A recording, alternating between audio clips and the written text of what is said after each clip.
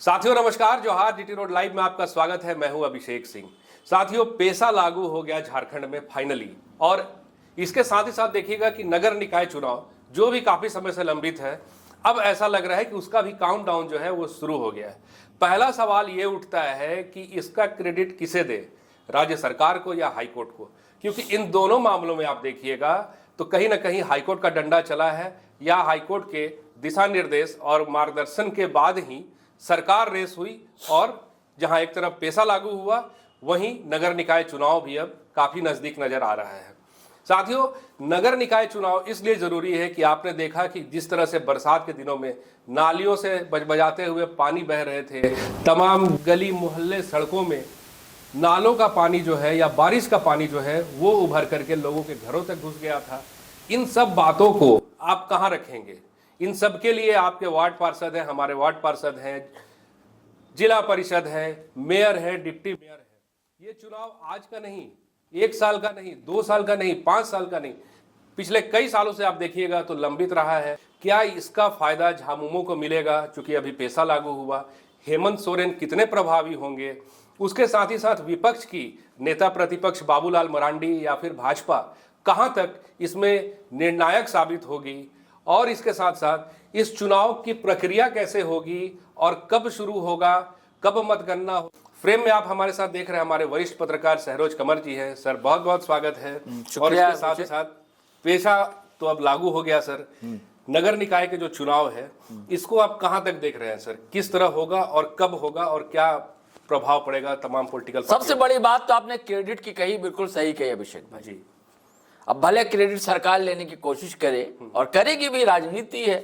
हालांकि ये जो निकाय का चुनाव होता है दलगत राजनीति से ऊपर उठकर होता है, लेकिन फायदा तो लेना है भाई। चुनाव है तो वहां राजनीति तय है और हर पार्टी अपना दमखम दिखाएगी, और हेमंत सोरेन सरकार भी चाहेगी जी। आप देख रहे हैं ना पेसा एक्ट का मामला, विरोधी पीछे पड़े हुए हैं इनके भाजपा, और उधर खबर यह है कि तैयारी में लग गई है जेएमएम, नगर निकाय चुनाव जी पूरी, और कई महीनों से लगी हुई है वो।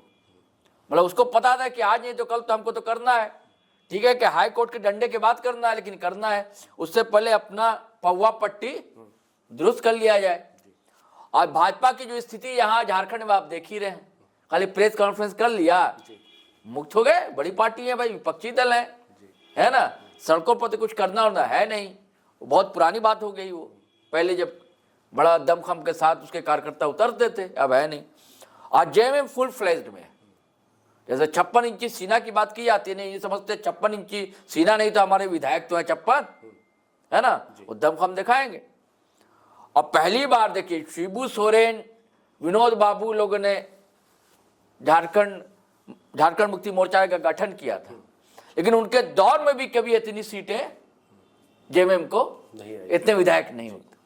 हेमंत सोरेन के दौर में 30 से ऊपर, 35 के आसपास 34 विधायक है ना। तो बड़े लीडर तो बनकर उभरे हैं। और जेएमएम में बड़ी पार्टी आप देख रहे हैं ना कि हर जगह पैर पसार रहे हैं। बंगाल है तो असम है, बिहार में तो चुनाव लड़े नहीं खैर, लेकिन पैर पसारने की कोशिश में लगे हुए। तो उसकी पूरी कोशिश है कि जेएमएम कब्जा करे निकाय चुनाव में। उनका मेयर हो, डिप्टी मेयर हो, या नगर पालिका जहां, या जिला परिषद उसके अध्यक्ष हों जी। और ये सब चर्चा तो हम लोग इसलिए कर रहे हैं अभिषेक भाई कि दरअसल 8 जनवरी को बैठक है, एक समीक्षा बैठक, चुनाव आयुक्त जो है वो बैठक लेंगे। जितने डीसी यहाँ डीसी वगैरह जो है वो सब शामिल होंगे जी। ये है, हाँ, वीडियो कॉन्फ्रेंसिंग से करेंगे। कुछ कमियां होंगी अगर तो 1 हफ्ते के अंदर सुधार लिया जाएगा। उसका नियम जैसा एक प्रस्ताव भेजा जाएगा सरकारी स्तर पर, सचिव स्तरीय अधिकारी भेजेंगे राज्यपाल महोदय के पास, स्वीकृति होगी सर। हाँ, फिर राजभवन या आजकल लोक भवन कहा जाता है जी, वहां से स्वीकृति मिल जाएगी। सूचना यह है कि मतलब दूसरे सप्ताह में जनवरी के स्वीकृति मिल सकती है, और उसके बाद फिर बाकायदा घोषणा की जा सकती है जी। और उसके बाद फिर नामांकन की प्रक्रिया शुरू होगी जी। घोषणा के लगभग 1 से 2 दिनों के अंदर नामांकन शुरू होगा जी। और एक बड़ी बात कि बैलेट से चुनाव होगा जी, ईवीएम से नहीं होगा, बैलेट से चुनाव होगा।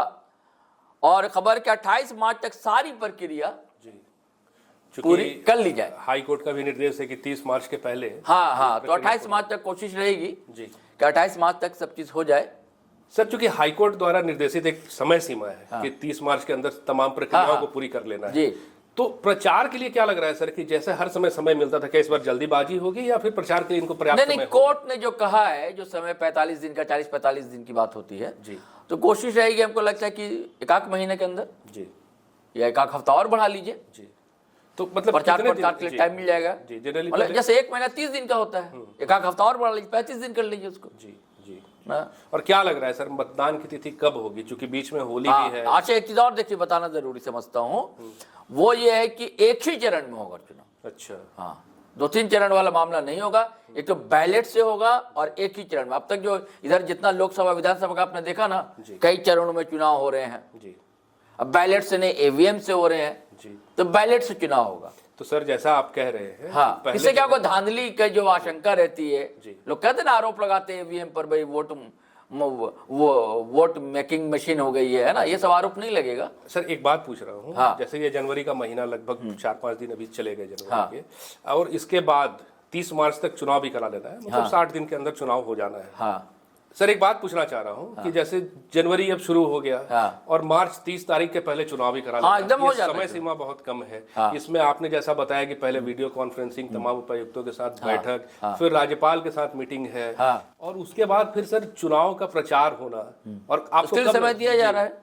कब लग रहा है सर कि चुनाव कब होगा? एक तिथि है, जैसे होली के आसपास होने की उम्मीद लग रही है मार्च में, या कब लग रहा है सर आपको, कब होगा? अभिषेक भाई देखिए, होली जो है 4 मार्च को है जी।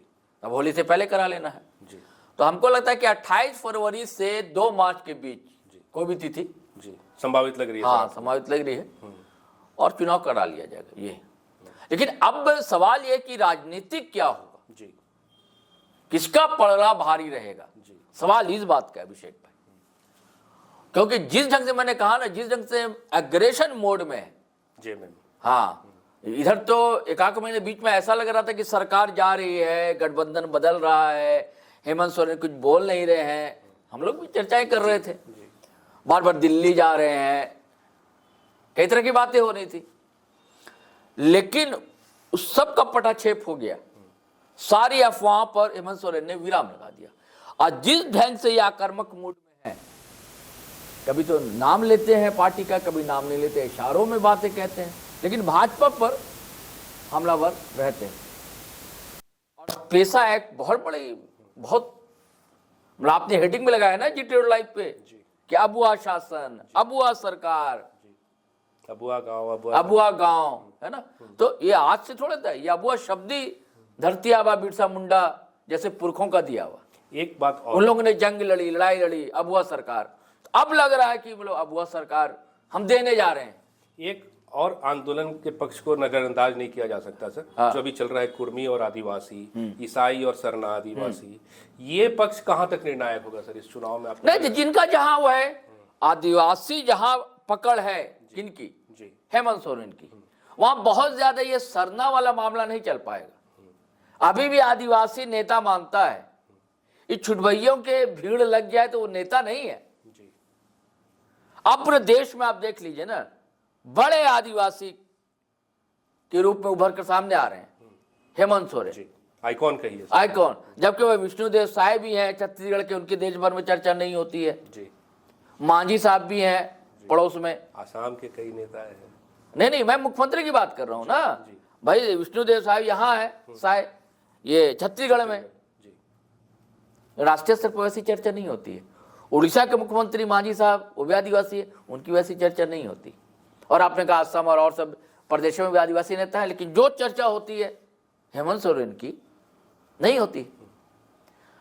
तो जो सरना आदिवासी बांटने की कोशिश की जा रही है, बहुत ज्यादा मुझे नहीं लगता कि ये असर, हालांकि भाजपा की कोशिश है वोट डिवीजन करने का, कुछ वोट मिले, ये बहुत ज्यादा सिंधमारी मुझे नहीं लगता है। जी बिल्कुल, हालांकि ये इसमें सीधे सीधे राजनीतिक दल की भूमिका नहीं होती होगी, वो कोई राजनीतिक दल का उम्मीदवार नहीं होता है, लेकिन समर्थक तो होते ही हैं, वोटर तो है ही सर। हाँ जी। अब जैसे आप अभी ऑफ द रिकॉर्ड बात नहीं कर रहे थे कि जैसे भाई महुआ मांझी हैं, राज्यसभा सांसद है, वो चाह रही कि अपना बेटा जो है ना डिप्टी मेयर, हाँ हो, ऐसा तो ऐसे हर जगह है लोग, हर दल से जुड़े हुए लोग हैं, कांग्रेस के भी है टी राजा, ये राजा साहब जो है, क्या नाम है उनका, मैं नाम भूल रहा हूँ, टी राजा ना, नहीं राजा जो कांग्रेस के लीडर है यहाँ, यूथ लीडर। जी वो भी कोशिश में, ऐसे कई लोग अपने प्रयास में, और हर पलामू में भी होंगे, संथाल में भी होंगे। अब देखिए चंपईदा, उनको भी होगा घाटशिला विधायक बेटा नहीं बन पाए तो कहीं तो कुछ जुगाड़ लग जाए है ना। हर की चाहत रहती होगी। या अभी आप देख रहे हैं कि जितने लोग नए नए उभर कर सामने आ रहे हैं, कुर्मी समाज से नेता हो, चाहे आदिवासी समाज से नेता हो, चाहे नेत्रियां हो, इनका भी तो सपना है, इनकी भी तो राजनीतिक महत्वाकांक्षा जाग रही होगी। तो हो सकता है ये लोग भी कोशिश करें। हालांकि निशा कुमारी भगत एक बार विधानसभा का चुनाव लड़के देख चुकी हैं, हाँ 1,500 या 2,000 से ज्यादा शायद वोट नहीं मिले थे उनको। तो हो सकता है उनको लगे वार्ड पार्षद या कहीं, क्योंकि वो कुर्मी समुदाय कुछ नेता लोग तो चेतावनी भी देते हैं, चेताते भी हैं, चैलेंज करते कह रहे वार्ड पार्षद का तो चुनाव लड़के देख लो। तो क्या पता ज्योत्सना लड़ जाए कहीं से, क्या पता निशा लड़ जाए, और भी कई लोग हैं ये जी। तो साथियों सुना आपने, और ये तो तय है कि चुनावी बिगुल नगर निकाय का जो है वो बज चुका है, काउंटडाउन जो है वो शुरू हो चुका है, और सभी उम्मीदवार के साथ साथ तमाम पॉलिटिकल पार्टियां भी अपनी अपनी चुनावी रणनीतियों में लग चुकी हैं। किसकी जीत और किसकी हार ये तो आने वाले वक्त के हाथ में है, हमें आपको देखना ही है। तब तक के लिए इंतजार करना है साथियों। आज के लिए बस इतना ही। जाते जाते आपसे वही आग्रह है कि अगर आपने हमारे चैनल को सब्सक्राइब नहीं किया तो ज़रूर कर लीजिए, हमारे वीडियो को लाइक शेयर और कमेंट ज़रूर कीजिए। आज्ञा दीजिए, नमस्कार, जय हिंद, जय भारत।